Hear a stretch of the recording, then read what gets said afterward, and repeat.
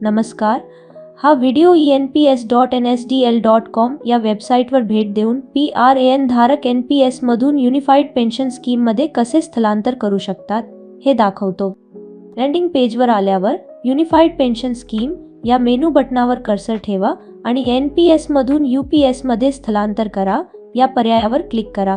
नवीन system prompt पेजवर आपला PRAN क्रमांक आणि जन्मतारीख प्रविष्ट करा. OTP मिळवण्यासाठी SMS किंवा ईमेल पर्याय निवडा. कॅप्चा कोड प्रविष्ट करा आणि व्हेरीफाय PRAN या बटनावर क्लिक करा.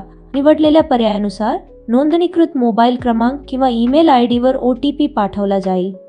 OTP नवीन पेजवर प्रविष्ट करा. शेवटचा अंक टाईप केल्यावर OTP स्वयंचलितपणे सबमिट होईल. यानंतर एक घोषणापत्र डिक्लेरेशन दिसेल. वापरकर्त्याने ते स्वीकारून प्रोसीड टू ई-साइन वर क्लिक करावे. नवीन पेजवर सिस्टम वापरकर्त्याच्या आधार क्रमांक आणि अधिकृततेसाठी टिक मार्क लावण्याची विनंती करेल. दोन्ही तपशील दिल्यानंतर सेंड OTP या बटनावर क्लिक करा.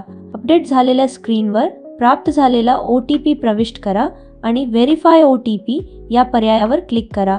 योग्य OTP प्रविष्ट केल्यावर NPS ते UPS स्थलांतर प्रक्रियेची सुरुवात झाल्याचा यशस्वी संदेश संबंधित तपशिलांसह स्क्रीनवर प्रदर्शित होतो. मात्र प्रक्रिया अद्याप पूर्ण झालेली नसते.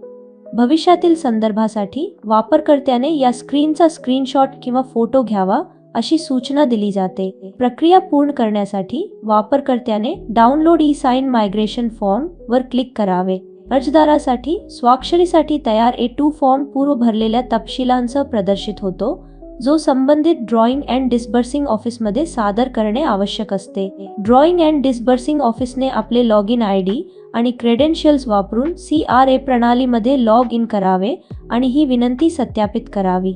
त्यांनी पडताळणी पूर्ण केल्यानंतर मायग्रेशनसाठीची विनंती पे अँड अकाउंट्स ऑफिस कडे पाठवली जाते, जेणेकरून मायग्रेशन यशस्वीरित्या पूर्ण होऊ शकेल. यामुळे एका योजना धारक मायग्रेशनची संपूर्ण प्रक्रिया पूर्ण होते.